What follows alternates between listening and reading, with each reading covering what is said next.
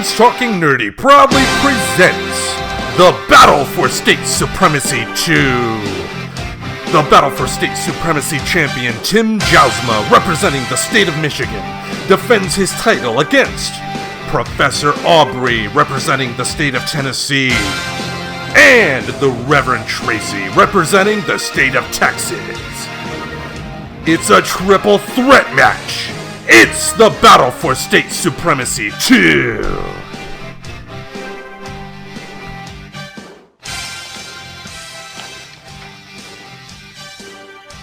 Wait for the zeros. Even with a new computer, it's slow. Hey everybody, welcome to a special episode of Friends Talking Nerdy. This is the Battle for State Supremacy 2. It is a triple threat match. What you are going to see is myself representing the state of Michigan. You are going to see the Reverend Tracy representing the state of Texas. And you are going to see the good Professor Aubrey representing the state of Tennessee. And what we are going to do is present to you playlists that we've put together from musicians that were born in our respective states. And we are going to tell you why we think those choices best represent the states in question.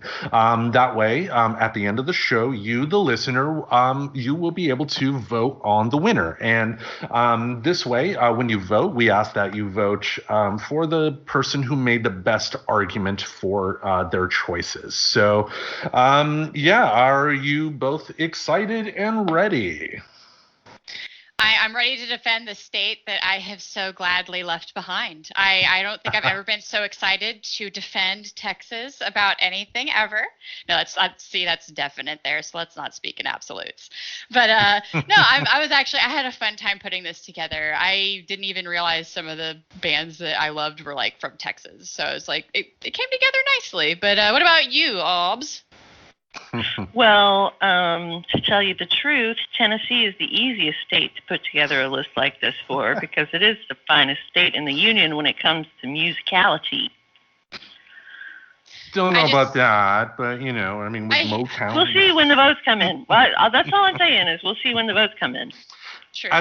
At the end of the day, though, I do want to make it clear from the very start. I mean, we here on this show celebrate music. So while we are having fun and having this be a competition, I'm not, and the professor and the reverend are not going to participate in sort of name calling or it's just unnecessary jocular attitudes here. We're not going to be wrestling bad guys when we do this, but I will occasionally ask a devil's advocate question because if you cannot defend your choice, should people vote for you? I think that is fair, and I think everybody has that assessment. But let us begin the battle for state supremacy. What we are going to do, we're going to list our songs. We're going to kind of go around in a circle so one person doesn't have to give their entire list and then not talk for the rest of the show. So we'll go one by one as we normally do. Does anybody want to start first?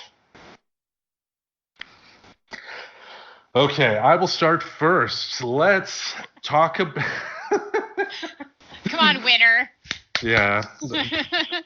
For folks that don't know, the professor just woke up from a nap, so I think part of it is confidence, and part of it's just trying to wake up. Am I right? Yes. Okay. All right. Well, the first song on my list, I chose the song Runaway from Del Shannon. Del Shannon was actually born in my hometown of Grand Rapids, Michigan. And the song in question, I'm sure everybody's heard it. It's like my little runaway, a run, a runaway. It was one of the more popular hits from 1961. He wrote the song in Battle Creek.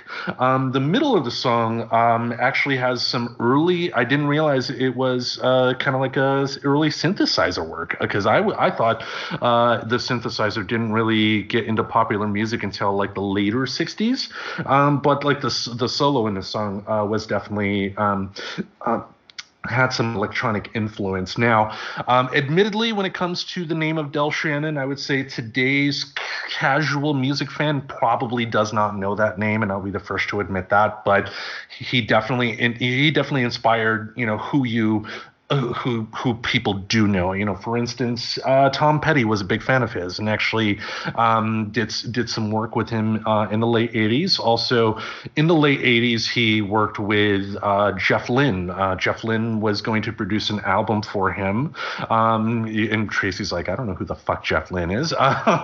He used to be in a band called Electric Light Orchestra, but in the 80s, he became a music producer as well, produced an album from George Harrison that was popular called Cloud Nine, produced an album for Roy Orbison in the 80s, which actually got him back in the charts after a number of years. And the plan was to do the same thing with Del Shannon. And after Roy Orbison passed away, there was even talk that Del Shannon would replace him in the Traveling Wilburys. But sadly, in 1990, Del Shannon did kill himself. But so he is unfortunately not here anymore. But the song definitely has stood the test of time. And the reason I included it on the list here is to basically show that, even as far back as 61, if not earlier than that, Michigan has had a definite huge impact on popular music in the United States. So who do we have next? Does Tennessee or Texas want to go? I'll go next if we want to just kick this off in order. Let's do this. There we go. So you guys know me. I really love trivia and stuff behind songs. So a lot of my songs, I'm not going to go into a lot of the musical element. I'm going to let you guys listen to them on the playlist to make your decisions there. But I'm going to share some background stuff like I do sometimes, and then other reasons that I picked songs. But my numero uno has to be Dixie Chicks, Lubbock or Leave It. They're called the Chicks now. That is their official band name. Yeah. I didn't even know that, and I kept seeing them referred to as the Chicks, and now I understand it's no longer. But back then, when it came out, it was considered the Dixie Chicks. I'm pretty sure still at the point. First of all, I just think this song kicks ass, like for a country song. I'll throw it out there. I'm not that big of a country fan. I'm not even really that big of a Dixie Chicks fan, but there is just something about this song that I love so very much that if I'm going to put together a song about a place that I elected to leave, I had to pick my Spirit song that I thought about as I was flying out of Texas. But what's funny is I went to school in Lubbock, and I very much know what it feels like in that town to want to just leave it. I had a whole Lubbock in my rear view moment and was never happier. But it did come after Natalie Maines, one of the members, criticized President Bush leading up to the 2003 invasion of Iraq, and saying that she actually spoke for the group. She said they were ashamed the president of the United States was from Texas, and it led to like a lot of back and forth and stuff that kind of got them a little bit kicked out of Texas in a sense. Like I remember people were very much against having them in venues suddenly anymore. People were against even finding their CDs became a struggle at some points because, a little bit more CD territory even then. But yeah, so this song actually came a little bit as a response to that. And it was just, it's funny to hear a song about a place that you lived for a minute. They actually referred to Lubbock as the Dust Bowl and the Bible Belt, which is things very, very familiar if you're from Texas or even some other Bible Belt area. You can relate to this a little bit. I loved like just a lot of the words to it. Temptation's strong, salvation's gone, to hell's half acre. How will I ever get to heaven now? I also like that they made like references to like the Loop, the Strip, which is a very well-known place for like kids to get drunk, even though this is supposedly the Bible Belt Buckle. Yeah, and there's even a part where they point blank talk about Buddy Holly. I hear they hate me now, just like they hated you. But maybe when I'm dead and gone, I'm going to get a statue too. And Maines came out and like was talking about how writing the song was actually very therapeutic and helping process all the stuff that happened from them expressing an opinion publicly. But she went to say, this song is not just about Lubbock. It's about any small hypocritical town. So if you can relate to that essence at all and understand Texas has those small hypocritical towns too, this is a song that can relate to Texans and non-Texans. Nice. Okay. Professor, what is your first choice?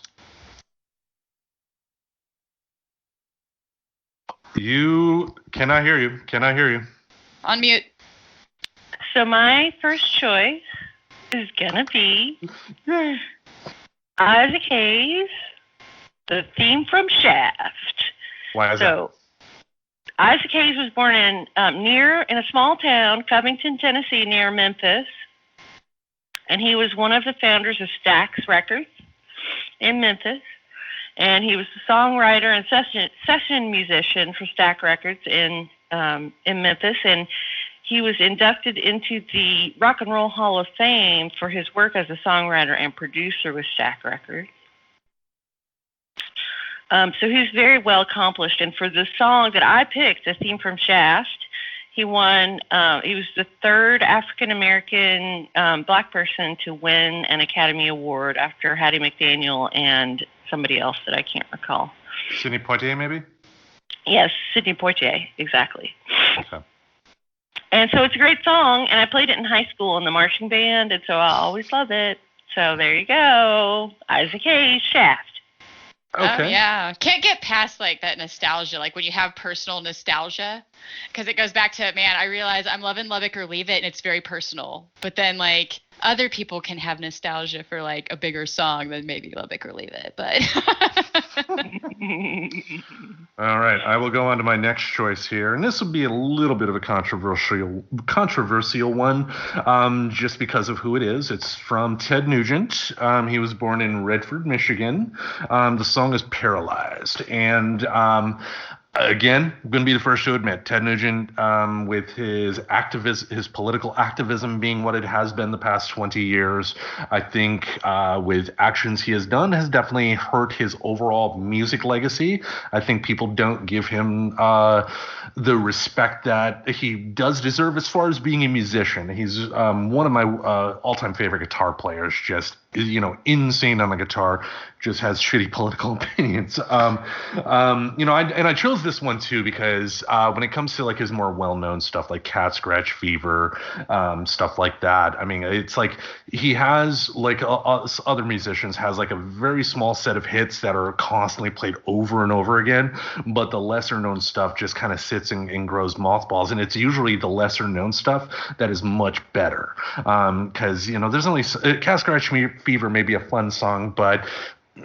considering the subject matter, come on, but this song here, the guitar solo is just amazing. I would put this in a category of like a good, like car chase guitar solo type of song, like this, you put it on, you're driving your car and before you realize it, you're going like 90 miles an hour. And also the drum work, like halfway through the song, there's like this beat where like the drum just kind of builds the intensity. It's really, really good. But Ted Nugent, as far as, what he's done for rock music as a whole, definitely expanded what people can do with a guitar, definitely influenced a lot of people too in terms of stagecraft and whatnot. And when it comes to his political activism, I think he's also taught people how not to do the job as well. So he's definitely has some influence. And if we're talking just pure musical ability and for the impact that he had for the state, I don't think you can have a list like this representing the state of Michigan without a Ted Nugent song. So, Reverend, what's the next one from Texas? So my number 2 is another one with a little bit of a Texas theme to it, even though the name of it is Ohio by Bowling for Soup. They consider themselves, most of the band was raised in the Wichita Falls, Texas area. Sorry if I start getting any of my southern twang from saying these Texas towns, but Jarrett Reddick was definitely born in Denton.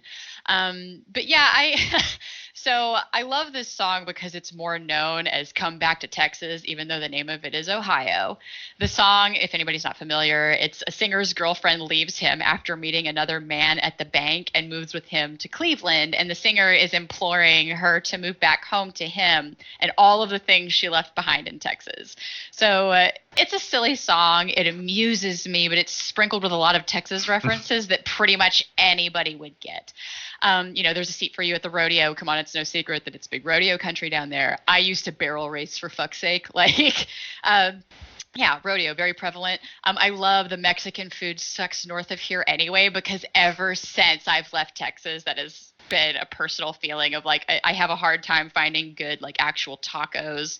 Not that Tex-Mex isn't also guilty of having its like amount of Tex-Mex, but it's a struggle. The struggle is real, guys, and the song is bringing awareness to the struggle of the lack of good Mexican food north of Texas. There's actually really few good places, but it was an issue, especially in Arizona. And I also just loved how it goes like into this one little string in the song where it's just like, Troy Aikman wants you back, Willie Nelson wants you back, and the Bush twins want you back. And it's just like really, that to me is the funniest part. And even like talking about Bluebell ice cream and NASA, which was funny that they did NASA. And it's like in my head for the longest time, I thought it was NASCAR wants you back, but it's actually NASA. One funny fact about the song that I found in looking up, and basically me trying to make sure that people were actually born in Texas, but the song was used as a wake-up call on day 10 of the Space Shuttle's Discovery final mission, and that was at the request of the crew.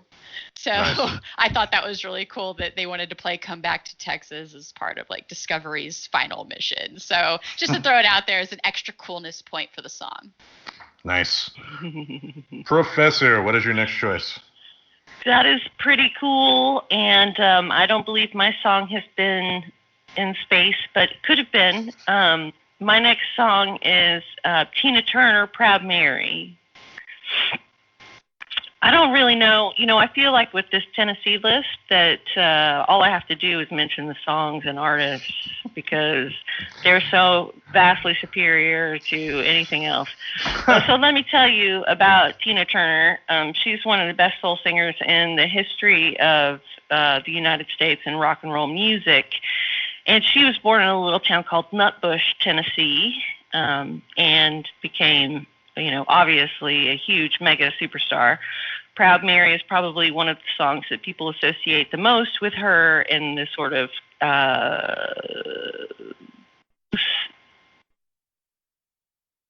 top moment of her career. I thought it was like an android freezing up and not moving again. Like, no, I was trying to think the pinnacle. Okay. Or the Chuck E. Cheese cell broke down again. Tina Turner. I love it because, you know, Aubrey says, all I have to do is mention the names because they're iconic. And I was like, yeah, that makes sense because anything from Texas needs a nauseating level of explanation.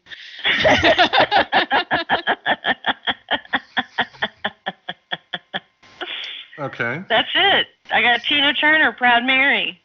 Yeah. Yeah, I mean, you had to dig deep and find a cover song, but okay. Anyway.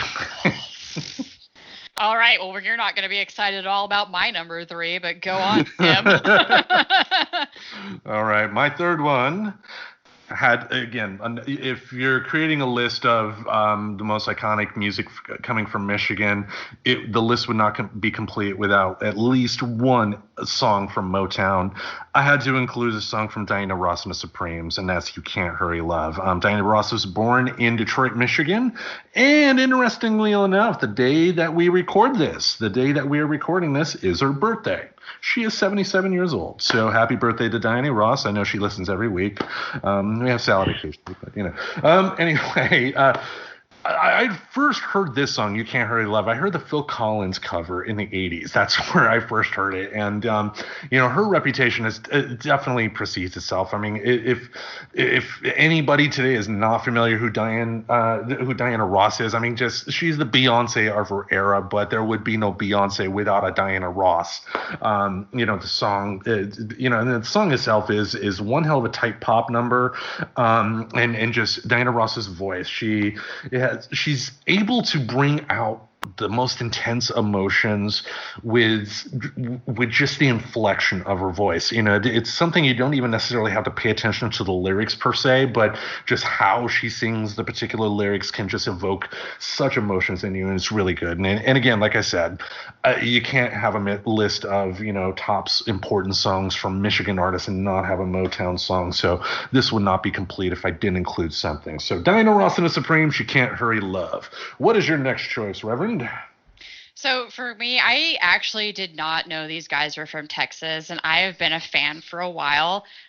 I love a well-done cover. Tim. I'm just saying cover songs are good too. But I love it even more when it's actually a really well pulled off mashup. And so the song I'm talking about is Daft Punk by Pentatonics. Kristen Maldonado, I think is how you say her last name. She was born definitely in Fort Worth, Texas. And they were actually all schoolmates in Arlington, Texas, or at least most of them. I think maybe they picked up more, but I'm pretty sure the originating members seem to be schoolmates in high school together. It is actually a mashup of Technologic, One More Time, Get Lucky, Digital Love, Harder, Better, Faster, Stronger, Television Rules the Nation, and Around the World. And so when you realize that they, I think it's a really good song. I remember watching it on YouTube and being really like, wow, this is actually a really cool kind of music video to this too. And I was a little bit blown away by it. And one thing I was bummed I couldn't find it to confirm this, but I really thought I remember hearing at one point that they were the first YouTube band to win a Grammy. But that one I couldn't confirm, so I will put a little asterisk next to that. But Daft Punk was awarded a Streamy for the best cover in 2014, and it was this Daft Punk song. And it went on to win Best Arrangement, Instrumental, or a cappella in 2015 for an actual Grammy. And they continued to win Grammys just as a band in general for the next 2 years, including a duo performance with one Dolly Parton, which I know isn't from Texas, but Dolly only rolls with winners, and that is my argument for why this song deserves it. which gives the professor a wonderful segue. What's your next choice? Well, I'm going to have to, at this point, go with the saint of Appalachia herself, Miss Dolly Parton, who originated in Tennessee just like me. And the song that I chose was I Will Always Love You, because that is probably the most sold, I believe it's the most sold record in the history of the world. But is it her version or Whitney Houston's version of the song? I mean, at the end of the day, she's doesn't matter. She wrote the song. So it doesn't matter whether it's Whitney Houston's or her version. The song itself was born from Dolly Parton. And, Dolly is a saint. She's getting a lot of attention lately, but she's been there for me my whole life. And I love her. Yeah, I don't blame you. I love Dolly Parton. Have you ever had the joy of going to Dollyville? Dollywood? Or Dollywood. There we go. Dollywood, not Dollyville. Yes. Oh, my gosh. Yeah, Dollywood. We went there on a band trip. But, see, that's where it's I tried to steal her a little bit because at least they won a duo performance award with Dolly Parton, because at least two of us on here can maybe agree Dolly Parton doesn't play with fools, y'all. Yeah, exactly. Okay, well, on that note, I'll go to my next choice. My next choice actually got a little personal story to this. A friend of mine told me back in the day when he was working at a gas station that he ran into a guy in a car, and the guy had a sticker on the car of a band, and the guy who was in the car didn't look like the type of person who would necessarily listen to that band. So my friend asked him, hey, do you listen to this band? And the guy goes, yeah, the lead singer's my son. That band was the Red Hot Chili Peppers. The singer, Anthony Kiedis. Anthony Kiedis was born in Grand Rapids, Michigan. Didn't live there for long. I mean, as he will tell you, he did move in his teens with his dad to Los Angeles. And funny enough, I know this past Saturday's episode we mentioned the first Lethal Weapon. In the first Lethal Weapon movie, there's a scene where Mel Gibson's character is in a lot where they're selling Christmas trees, and he's doing a drug deal there. One of the three people there that are doing the drug deal is Anthony Kiedis' father. So there's that. But the song itself, Give It Away, it's a classic. It's a classic from the 90s. And I think that too was right around the start of the golden age of music videos, because in the 80s when music videos first hit their peak, they were fun at the time, but a lot of them don't stand the test of time. It wasn't really until the 90s to where you had it seemed like every video that came out was just really fun, really good, really inventive. And this video where they're all dressed up in silver paint and it's done in black and white was insane. You had Flea in the band doing what he does best, and just overall great rock song, fast, intense, has quite a groove as well, one you can just crank up in the car when you're driving somewhere and just have a good time with. But again, even though they're a band that is associated with Los Angeles, he was born in Michigan, and as someone from Michigan, we're definitely proud of his musical heritage. So, Reverend, what is your next pick?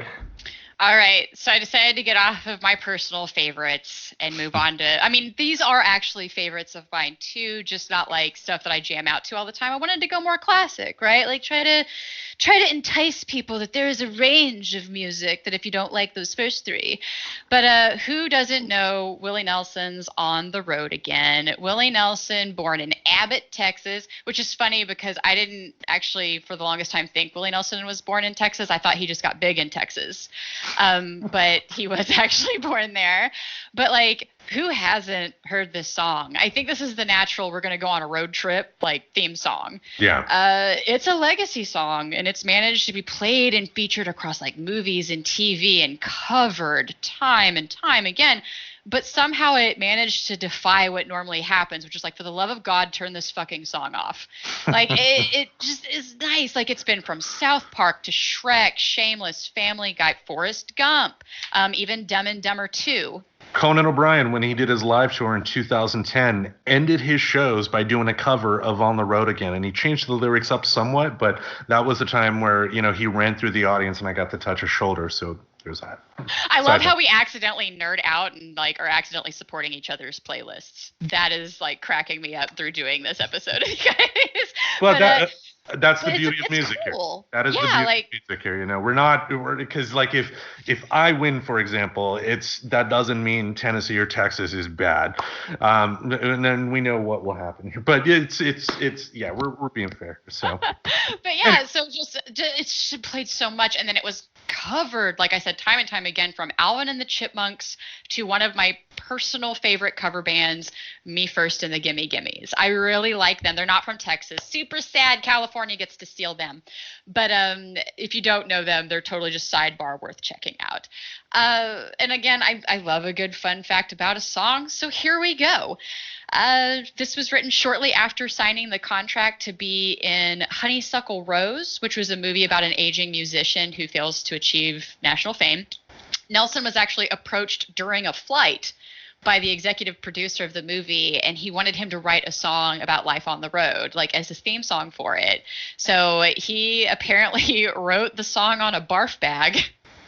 And that's how we got On the Road Again. But I can't help but especially love that a song about being on the road was written on a plane and on a barf bag. I couldn't not share that tidbit about that song.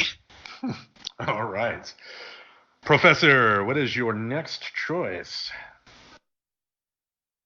Your volume again. Well, I got to give props to Willie for On the Road Again, for sure. And got to give props to Texas for Willie. And let's see what my next choice is going to be. I think I'm going to go with the lady herself, Riri, Aretha Franklin, and the song You Make Me Feel Like a Natural Woman.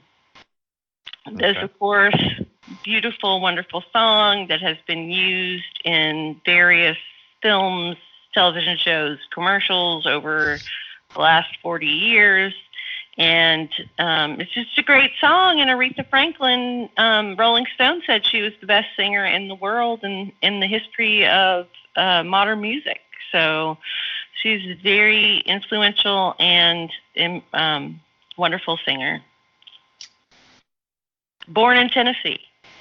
Yes, and for folks that are listening, Aretha Franklin is, if you had to Google it, most people would associate Aretha Franklin with Michigan, because when she was alive, she primarily lived in Michigan and whatnot. But by the rules of this contest, we are going by the home state of where any particular musician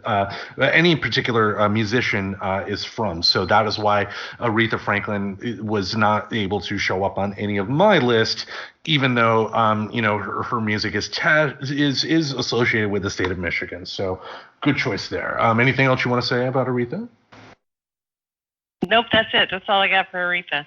Okay.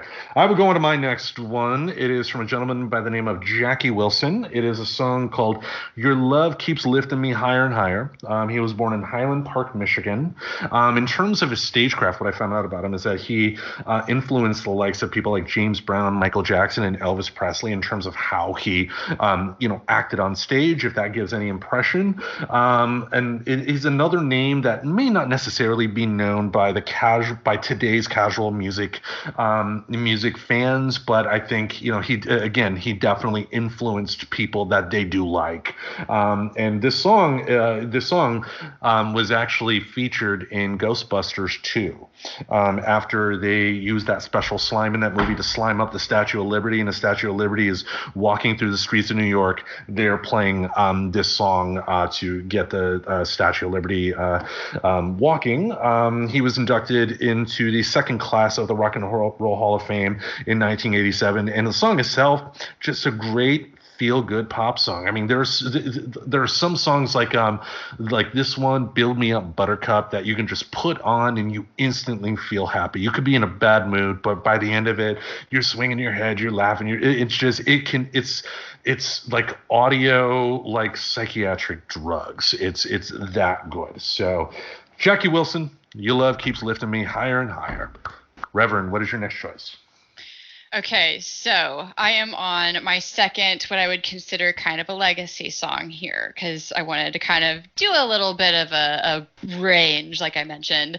But I think everybody knows this song, and it is LaGrange by ZZ Top. How. Like, come on, everybody knows that. It's ranked number 74 on Rolling Stone magazine's 100 greatest guitar songs of all time. And, like, by the way, Houston, Texas, and yes, confirmed, Gibbons, born in Houston. But yeah, when you know exactly what song you're hearing by just the first few, like, strokes of that guitar, like, dun, dun, dun, dun, dun, dun, yeah. Well, and we'll get into some of those riffs. Hold on, because we'll get into those riffs. But we are talking about this song, LaGrange. I was talking about the song. Yeah. But it's another one, like I said, I consider a legacy song, and that most people know it, even though most probably don't know all the words, including me. But it's managed to be in the background, in the background of a lot of things, and played a lot without that jumping the shark thing. And I think maybe I should have just let you talk instead of stopping you. But I did have like some legal background about like that riff. The John Lee Hooker, yeah. Yeah. So the initial groove of the song is based on a traditional boogie blues rhythm that was used by John Lee Hooker in Boogie Chillin'. Boogie Chillin', because it wasn't spelled like how I would think chillin', so I just want to make sure I got that right. And Slim Harpo in Shake Your Hips. There was a filed lawsuit by the copyright holder of Boogie Chillin', and it actually resulted in the court ruling that the rhythm was in public domain. And the line, how, is quoted from John Lee Hooker's song Boom Boom. So I did want to recognize that there was that little bit there, but ultimately the version that I think that everybody mostly thinks of when they hear those riffs and that how is LaGrange by ZZ Top. To be fair, I mean, they have been open about that case before, and they were very much open of the fact that they weren't trying to intentionally rip off John Lee Hooker. And me being fair, defending you, they weren't looking to do that. They were just essentially, he was a hero. They wanted to emulate him. And John Lee Hooker, on the other hand, if you look back at a lot of history of the blues artists, and see how black artists in general had a lot of material stolen from them, I don't disagree with what he did either, and I think the band at the end of the day got it, and it's unfortunate that had to go the legal route, but John Lee Hooker got some money, and John Lee Hooker is a legend in and of itself. But Professor, what's the next Tennessee choice? Well, we're now leaving the sort of earlier eras of Tennessee music and entering really my era of Tennessee music with Justin Timberlake and My Love, a great song from the dance clubs of the early aughts that I really enjoyed dancing to. Justin, of course, has been a consummate professional performer, He's also an excellent songwriter, and I think he's a father now, and he's just in a really good movie. And I just love Justin. He's like one of my favorite celebrities. See, and for me, it's like I always want to challenge that because I had this going theory that my stepbrother was actually secretly Justin Timberlake, because it's really kind of funny. He got picked on a lot for looking a lot like him, and he even had like his hair grown out that was a lot thicker, and you know, and then when Justin shaved his, it was right after my stepbrother had cut his off, so that it just made it so much worse for him. Oh, man. Hey, right. Justin is an attractive man. Yeah, I'm just saying he's secretly from Texas. I'm just throwing it out there that you might not know this, but he led a double life, and he was actually my stepbrother who was born in Texas. So I see. I'm just stating something like it's fact to throw like some shade at your attempt at claiming Justin Timberlake. No, the pride of Tennessee. The pride of Tennessee. I had no clue he was from Tennessee, to be totally honest. So I was like, wow, yeah, Timberlake. I just remember my stepbrother being so pissed about the hair thing. And no, he's gone on record as stating, he likes some country stuff, and I've seen like YouTube footage of like a concert where Justin Timberlake had Garth Brooks show up and they sang "Friends in Low Places." So he likes some country music, I guess, and I guess it makes sense too, especially if he was born and raised in Tennessee. That would be what he would primarily be exposed to. I get it. So. Any other thoughts? Any other thoughts on your boy toy, Justin? No, just that he's awesome. Okay. I will go with my next choice then, and when I told the professor about this choice, she absolutely loved it because it's her 100% favorite band. It's the song "Take It Easy" from the Eagles, and the member in question is Glenn Frey. Glenn Frey was a member of the Eagles, but also had a pretty decent solo career himself. He was born in Detroit, Michigan.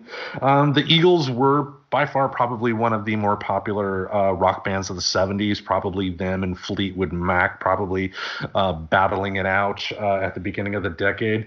Early in his career, Glenn Frey was actually slated to join Bob Seger in a Silver Bullet Band. But I found out, a little bit of trivia, that he ended up not getting that gig because his mother found out that he smoked weed with Bob Seger once. So he didn't. That didn't happen, but he soon moved to California, where he met Don Henley, and a job came up. That job was being in the backing band for one Linda Ronstadt, and that was a very small. That didn't turn out obviously into a long-time gig. That quickly dissipated, but from there, Glenn and Don Henley got the Eagles together. Solo-wise, Glenn Frey is responsible for songs like "The Heat Is On," which was from Beverly Hills Cop. When it comes to the Eagles, they are admittedly a corporate band. I would say, if anything, they're like the Tom Cruise of rock music. But that's not necessarily an insult, because like Tom Cruise, they are very talented at what they do. And the reason I chose this song, especially "Take It Easy," is that this is just a great song. Another song that you can pop on the stereo when you're in the car and sing along with it. Great harmonies, great melodies, and all that. Yes?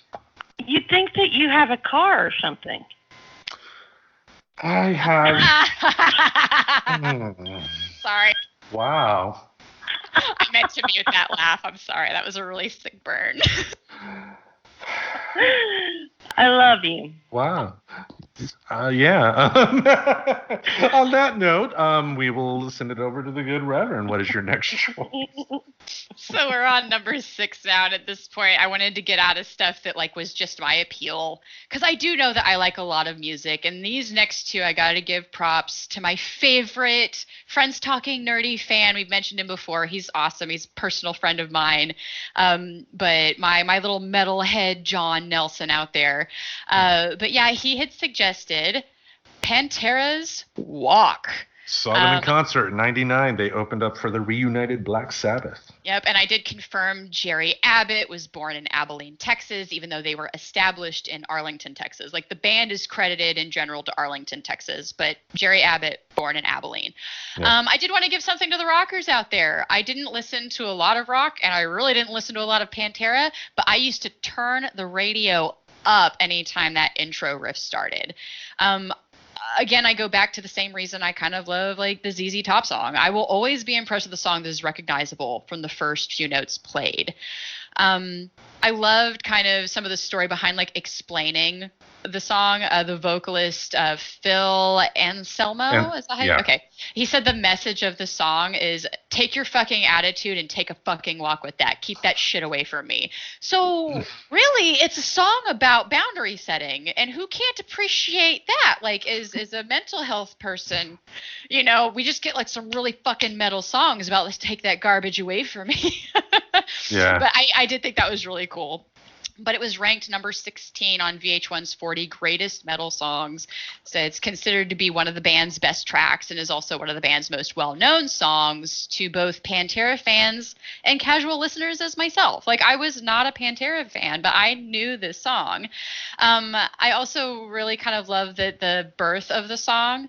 I guess Dimebag Darrell was just playing a riff, just kind of screwing around a little at a sound check during a tour for Cowboys from Hell. And the rest of the band loved it so much they wanted to build a song off of it. So nice. I dig stories like that, you know, when songs are just kind of accidentally created. So cool that got to be the story behind Walk by Pantera.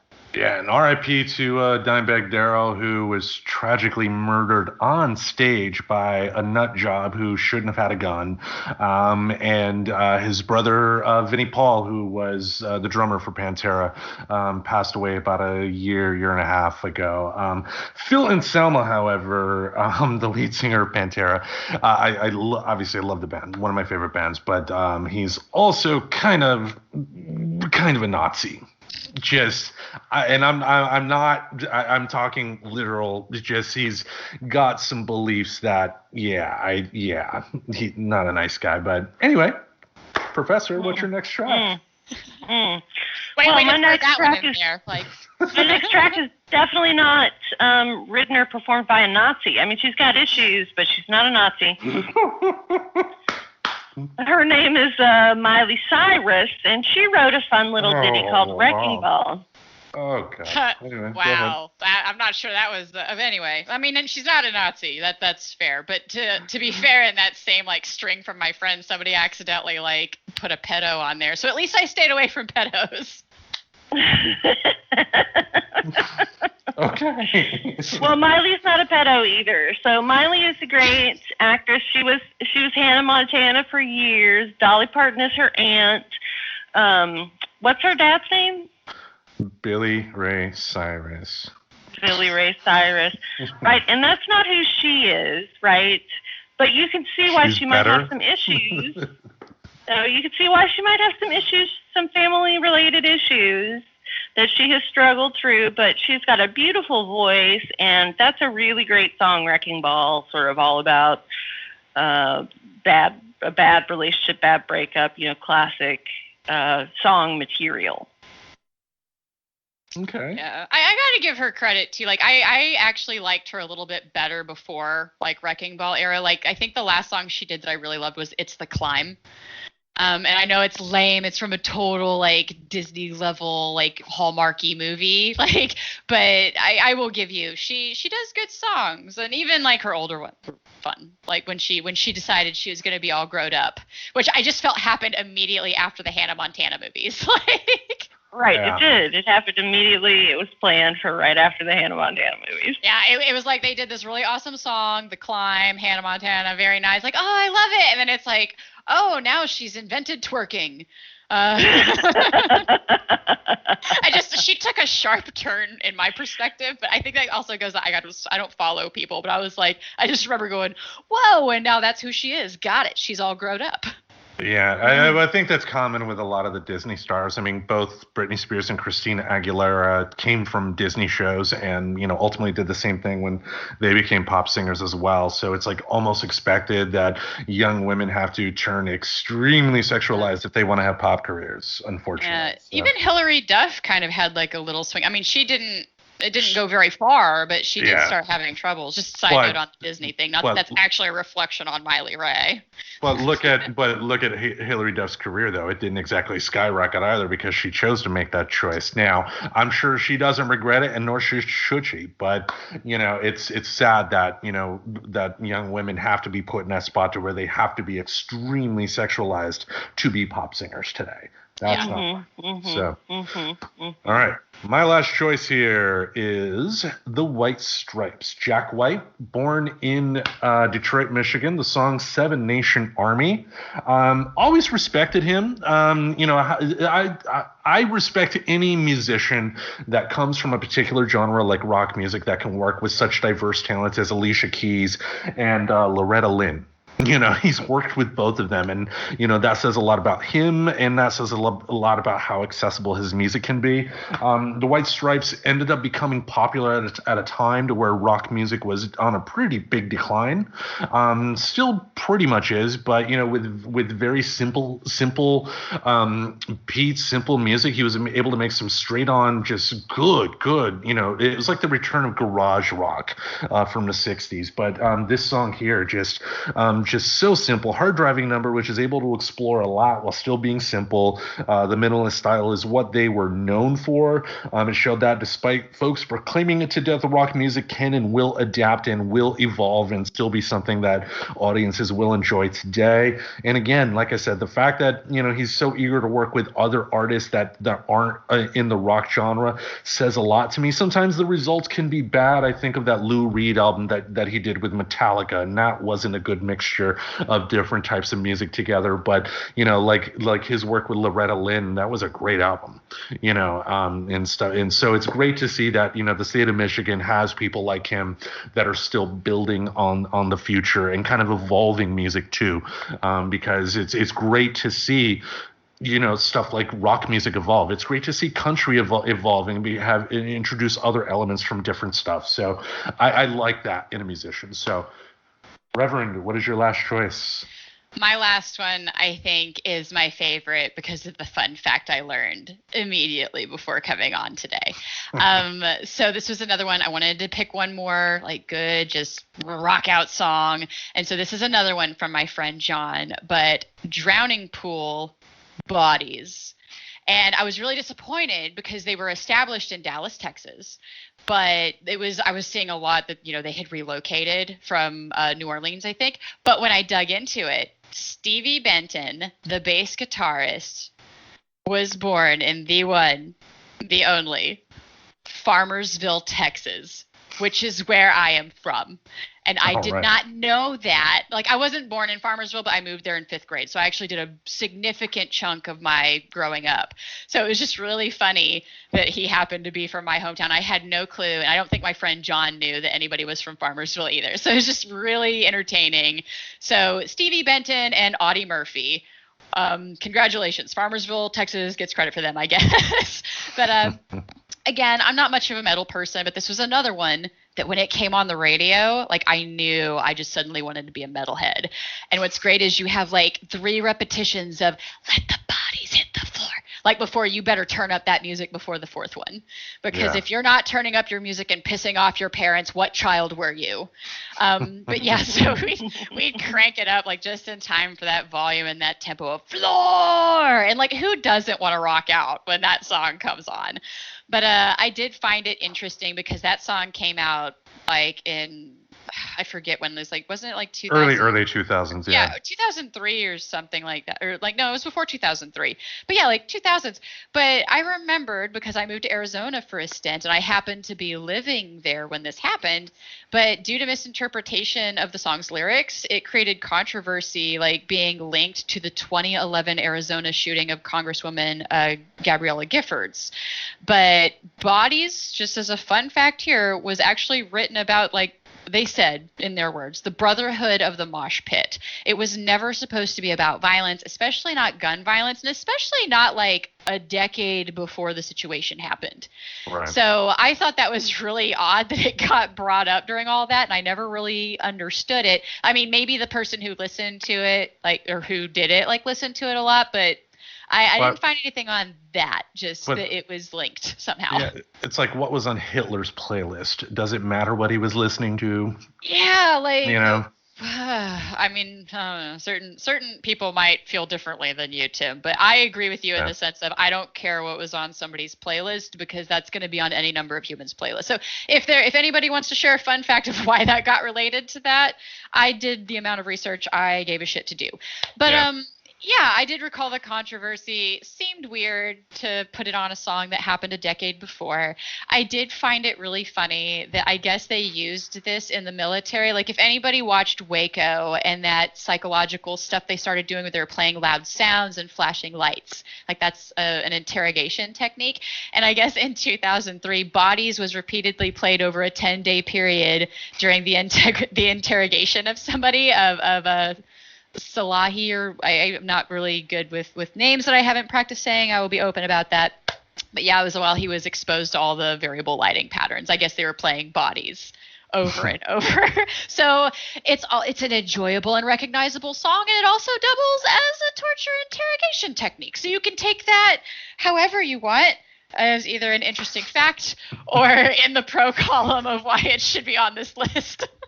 Or why it would be good to vote for Michigan. I don't know. All right. I've got a final argument for my entire playlist as a whole, so I'm hoping I can wrap that up later if there's any final arguments. But I want to make sure we get through our last one with Professor Yes, your last choice. What is your last choice? My last choice is Bad Blood by Taylor Swift. Taylor Swift, of course, one of the most decorated artists of our time, and the song, what she is. I mean, she wins Grammy after Grammy after Grammy after Grammy. Okay, go ahead. So, I mean, if you're going to look at how do we judge superior music from mainstream genres, then, you know, Grammys is one way to do that. But it's a song that I actually was exposed to because it's played in Big Mouth at the closing of one of the episodes of Big Mouth, and I was always like, I love that song. I wonder what that song is. And it turns out it was a Taylor Swift song. All right. Any other thoughts on that song? Oh man, I have to admit that I love T Swift. I've made a lot of jokes about T Swift, and I think I'm maybe the only human and my other comedy friend, because we just came up with T Swift as a nickname for her at some point. It just became like this weird battle cry we did randomly. But I didn't actually know where she was from. I actually thought she got her start on American Idol.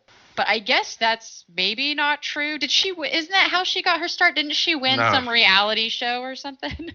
No, it was Casey Musgraves. She was on a reality show. Taylor Swift was a young kid who got into a similar trajectory at the start, I believe, to like Leanne Rimes, like a young kid who got into country and then just kind of explored other stuff from there. Gotcha. See, I believed a myth thing that I heard once because I had it in my head that she was a reality show star and like she was the first one to like take off, but I guess not. All right. Well, since you brought it up, I did think it was a good idea. Let's have some closing arguments, but the professor will have to bow here pretty quickly. So let's start off with the Tennessee closing arguments. Since we are asking the audience to vote based on the strength of our arguments, you have one more chance. You are a professional lawyer, so you should be an expert at this on convincing the audience on why they should vote for Tennessee. So let us know. All right. So when you think music, what do you think about? When you really put yourself back in the place of really enjoying a piece of music, it emanates from one of two or three places in the country, one of which is Tennessee. And the great thing about Tennessee is it's the birthplace of the unique, purely American form of music that is known as bluegrass, which then became country music. And now we have Nashville, where much of music is recorded that is country music in this country. So when you think music City, Nashville, Tennessee. Or you think about Booker T and the MGs, Memphis, Tennessee. Or you think about Dolly Parton or a bluegrass act from East Tennessee. The state is covered with music that is very diverse and reflects the beauty of the people of Tennessee. Okay. Reverend, defend Texas. Your final argument. Why should people vote for you? Where Professor Aubrey may have the legal mind of, I have the Reverend mind, which means I'm actually really good at converting people to a belief, even if it's not true. But this one's true. Texas is actually really great. And really, I think my biggest argument for why you should vote for Texas is not only are they all like technically from Texas, but all of these bands actually were established in Texas too. Like, so not only did they meet the minimum requirements, if you look up like where any of them are considered to have been from, which means like where did they build their basis of fans, they're all Texas. Some of them are born in little bitty towns and wound up syncing up with people from different places, but that's where they got their start. They got their start in like some of these little dinky bars that like I kind of remember growing up, which that's not an argument for anybody else really other than me. So, but overall, I think it is very mentionable that if you look up all of my bands, not only did it meet the minimum criteria of somebody being born there, they all were established, which I think makes an even stronger argument that music from Texas kicks ass because we didn't have to bank on somebody being born somewhere, but getting their start somewhere else. Okay. Good arguments there. And both Tennessee and Texas have had, to deny the impact both those states have had on, our shared popular culture as Americans would be ignorant. I mean, lots of great choices there. Why I would want the audience to vote for Michigan more than anything, and I think what my list shows compared to the other list is the pure diversity in the types of music that are played. You have Michigan is known for having rock bands like the Eagles, like the White Stripes, like Bob Seger, like Ted Nugent. You have your Motown, your R&B, your soul, Diana Ross and the Supremes, Stevie Wonder. You have varying different types of music that inspired a lot of people. And to be fair, we do have a lot of folks that have come in from other states, like Aretha Franklin being one of them, that have definitely helped contribute overall as well. But the people that were born and raised here, I think have definite concrete roots in the overall history of popular music in this country in terms of not only who they inspired, but just the types of work that they did and, where that work is ultimately used. So, again, I would ask the good folks at home that are listening to this, just please consider the choices. And at the end of the day, pick Michigan. Thank you. So, that's the end of my argument. But anyway, thank you all for listening. This is the second ever battle for state supremacy. So we thank you all for tuning in. And once again, good Reverend, good Professor, thank you both for joining along. And what we will do is once this episode hits, we are going to put the poll up until we record. Because when this comes out, this is going to come out Wednesday for us. We will have another recording a couple of days after that. We will not give the results in that recording, but the recording the week after. So in a couple of weeks, we're going to find out. And then the last thing that we got to bring up too is that the movies that we are going to choose. So the movie, if Michigan is determined to be the winner, Aubrey and Tracy are going to be watching the movie Freddy Got Fingered, and they will do a special bonus episode on that. And they will both hate me afterwards for watching that.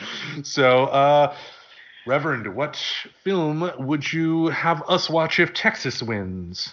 If Texas wins, I think I'm going to take this as an opportunity to inflict my favorite worst movie on two more innocent souls. It is an old-ass horrible movie called Life Force, but it's a good horrible movie, so you may hate me, or if you love good bad movies, you might love me for introducing you to it, but that's what I'm going to stick with, Life Force. Okay, last but not least, Professor, if Tennessee wins, what are we going to watch?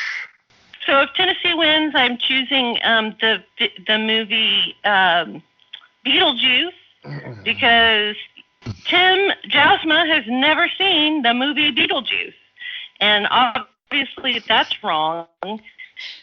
And we need to fix that. I fully agree with this because I love that for even like my own personal nerd out about SFX makeup and things like that. V. Neal, it's one of her iconic looks, and it is like a super iconic role. Michael Keaton. For Michael Keaton. Why can't I remember Michael Keaton's name today? Like, that is like 2 in a row. But anyway, I love Michael Keaton, so it actually blows my mind that he hasn't seen it. I feel bad. It's not really a punishment for me to watch it. I've just seen it a lot of times already, so... All right. So even if I lose, I win in this situation. So I'm kind of happy about that. Yes. Thanks. So make Tracy happy. Vote for Tennessee. No. Vote for Texas. Texas. No, vote for Tennessee.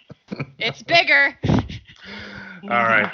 On that note, we will see you all next week. Thank you all for listening. And remember, when you are done listening to this episode, vote. We are going to put it up on our social media outlets. Do we want to put it on Facebook or Twitter? Where do we think we'll get the most traction? Let's put it on Twitter, and we can direct people there from Facebook. Yes, sounds good. We'll share the Twitter link like in the group. I'll share it with my personal friends too, and probably just try to find a way where it automatically makes them vote for Texas because I'm a cheater, and which is why I'll put the poll up. So, all right, so we will see you all next week. Thank you for listening.